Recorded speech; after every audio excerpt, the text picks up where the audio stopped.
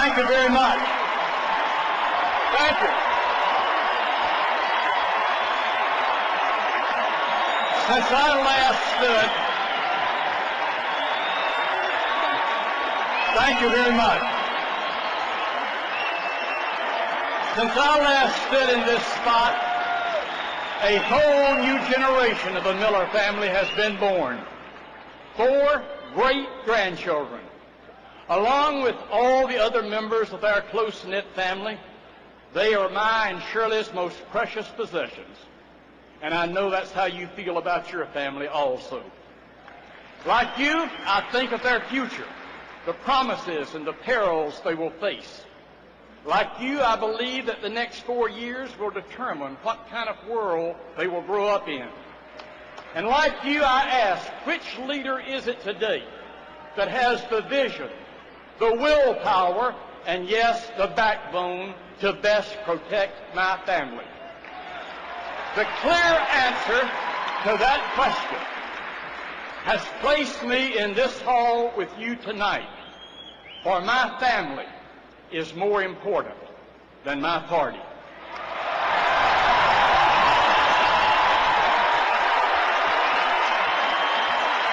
There is but one man to whom I am willing to entrust their future, and that man's name is George W. Bush.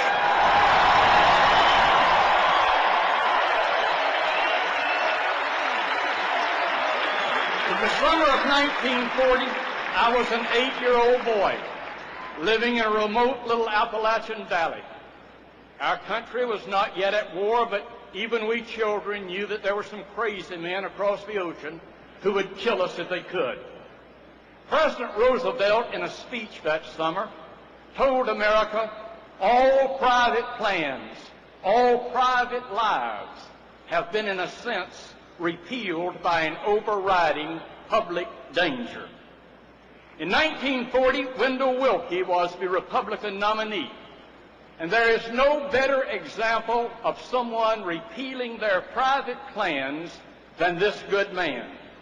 He gave Roosevelt the critical support he needed for a peacetime draft, an unpopular idea at the time. And he made it clear that he would rather lose the election than make national security a partisan campaign issue.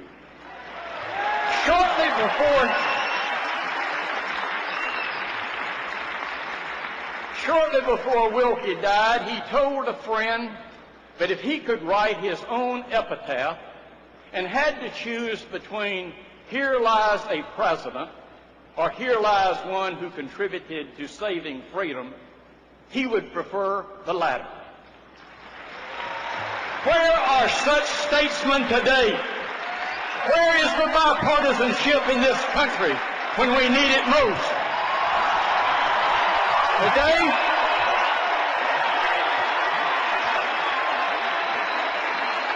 Today, at the same time, young Americans are dying in the sands of Iraq and the mountains of Afghanistan.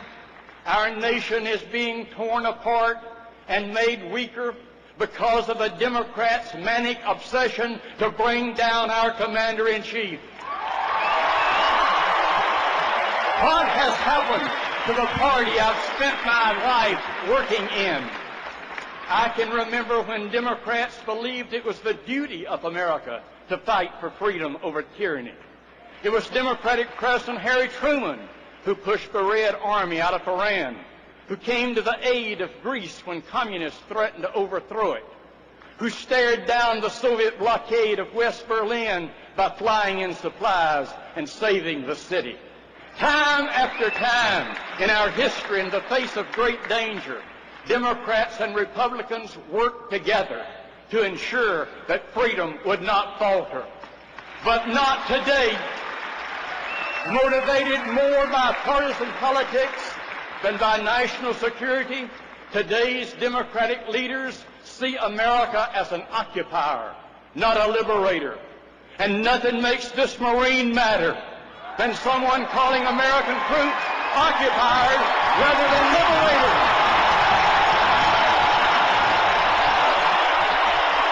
Hell with that.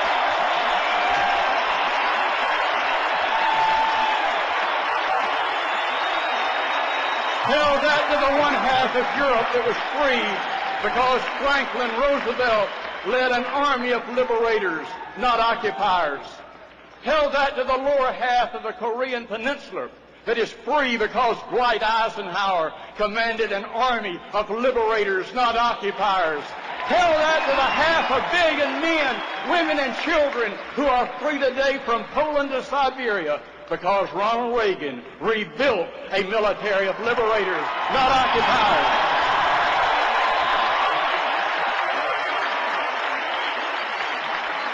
Never in the history of the world has any soldier sacrificed more for the freedom and liberty of total strangers than the American soldier. And our soldiers don't just give freedom abroad. They preserve it for us here at home. For it has been said so truthfully that it is the soldier, not the reporter, who has given us the freedom of the press. It is the soldier, not the poet, who has given us freedom of speech. It is the soldier, not the agitator, who has given us the freedom to protest. It is the soldier who salutes the flag, serves beneath the flag, whose coffin is draped by the flag, who gives that protester the freedom he abuses to burn that flag.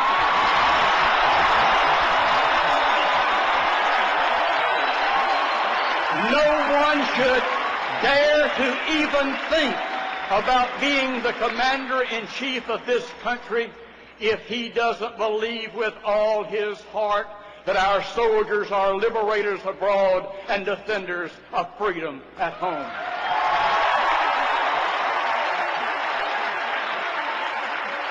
But don't waste your breath telling that to the leaders of my party today. In their warped way of thinking, America is the problem, not the solution. They don't believe there's any real danger in the world except that which America brings upon itself through our clumsy and misguided foreign policy. It is not their patriotism, it is their judgment that has been so sorely lacking.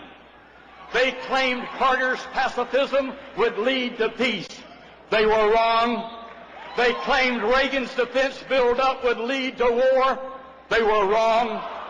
And no pair has been more wrong, more loudly, more often than the two senators from Massachusetts, Ted Kennedy and John Kerry.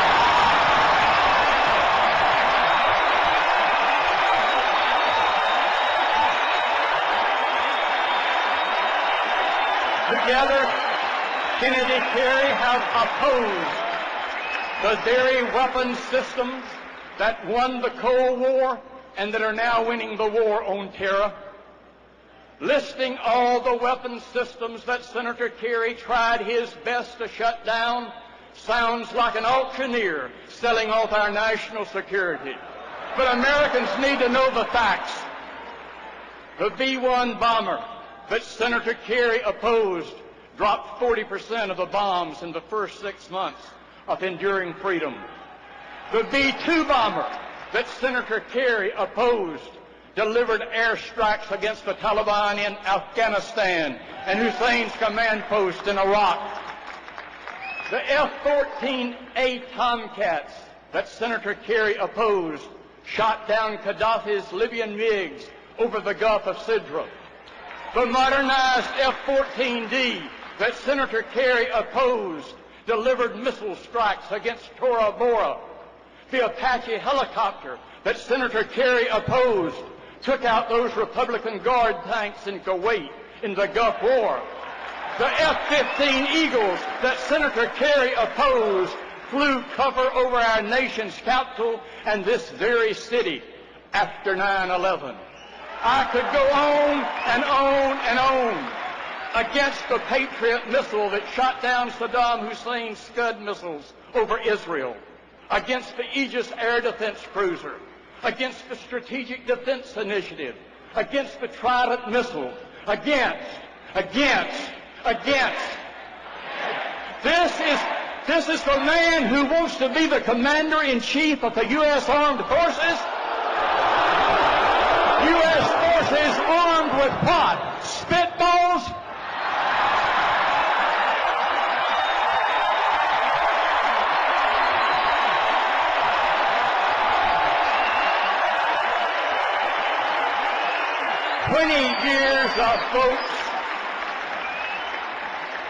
Twenty years of votes can tell you much more about a man than 20 weeks of campaign rhetoric. Campaign talk tells people who you want them to think you are. How you vote tells people who you really are deep inside.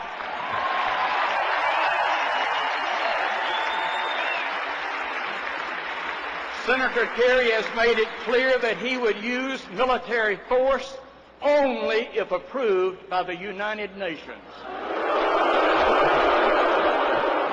Kerry would let Paris decide when America needs defending. I want Bush to decide. John Kerry, who says he doesn't like outsourcing, wants to outsource our national security. That's the most dangerous outsourcing of all. This politician wants to be leader of the free world. Free for how long? For more than 20 years, on every one of the great issues of freedom and security, John Kerry has been more wrong, more weak, and more wobbly than any other national figure. As a war protester, Kerry blamed our military. As a senator, he voted to weaken our military. And nothing shows that more sadly and more clearly than his vote this year to deny protective armor for our troops in harm's way, far away. George W. Bush understands that we need new strategies to meet new threats. John Kerry wants to refight yesterday's war. President Bush believes we have to fight today's war and be ready for tomorrow's challenges. President Bush is committed to providing the kind of forces it takes to root out terrorists, no matter what spider hole they may hide in or what rock they crawl under. George W. Bush wants to grab terrorists by the throat and not let them go to get a better grip. For John Kerry, they get a yes, no, maybe bowl of mush that can only encourage our enemies and confuse our friends. I first got to know George W. Bush when we served as governors together. I admire this man. I am moved by the respect he shows the First Lady, his unabashed love for his parents and his daughters, and the fact that he is unashamed of his belief that God is not indifferent to America.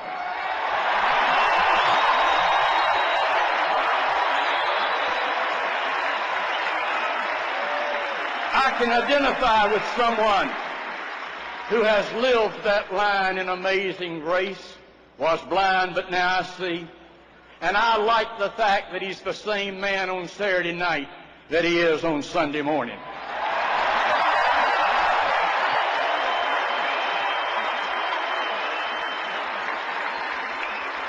He is not a slick talker, but he is a straight shooter. And where I come from, deeds mean a lot more than words.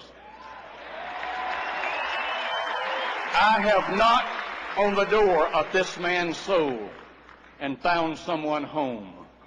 A God-fearing man with a good heart and a spine of tempered steel.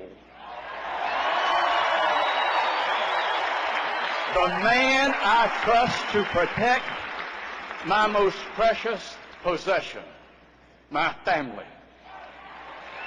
This election will change forever the course of history. And that's not any history. It's our family's history. The only question is how. The answer lies with each of us. And like many generations before us, we've got some hard choosing to do. Right now, the world just cannot afford an indecisive America. Faint-hearted self-indulgence will put at risk all we care about in this world.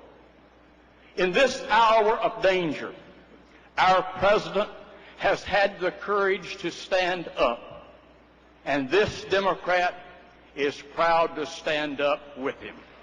Thank you. God bless this country, and God bless George W. Bush.